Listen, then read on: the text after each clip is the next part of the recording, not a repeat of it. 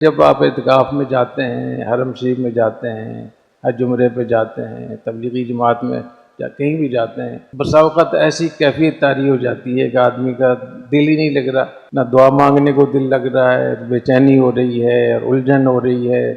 خشوع و خضوع نہیں ہے۔ تو اس پر کیونکہ تقریباً سب کے ساتھ یہ کیفیت ہوتی ہے، تو اس پر یہ بتا رہا ہوں کہ یہاں آپ سوتے رہیں تو بھی عبادت، کچھ بھی نہ کریں، آپ اللہ کے دروازے پہ آگے، اور جب آپ کسی کے دروازے پہ پہنچ جائیں تو پھر کوئی خسارہ اس میں۔ کتنے ایسے علاقے ہیں جہاں دشمنیاں ہوتی ہیں اور وہ انتقام لیتے ہیں، قتل کا بدلہ قتل سے کرتے ہیں، اور پھر کس کس طریقے سے وہ حرکتیں وہاں ہوتی ہیں۔ بلوچستان میں،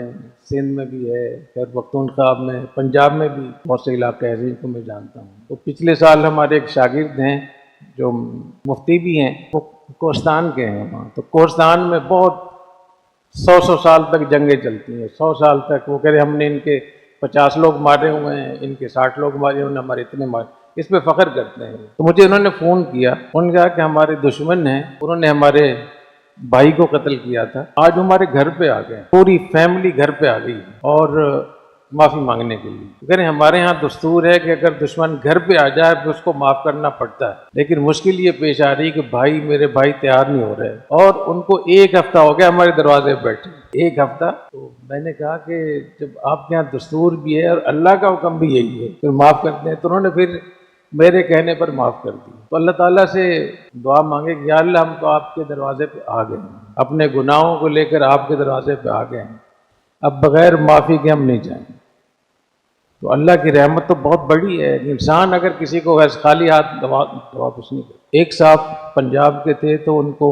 حتیب میں میزاب رحمت کے نیچے سجدے میں وہ دعا مانگ رہے تھے پنجابی میں، تو وہ کہہ رہے تھے کہ ربا میں تیرے پیریں پہ گیا، یا اللہ میں اب آپ کے پیروں میں پڑ گیا ہوں۔ اللہ تو پیروں سے محفوظ ہیں، میں پاک ہیں، لیکن انہوں نے یہ انداز اختیار کیا کہ یا اللہ میں آ گیا ہوں بس۔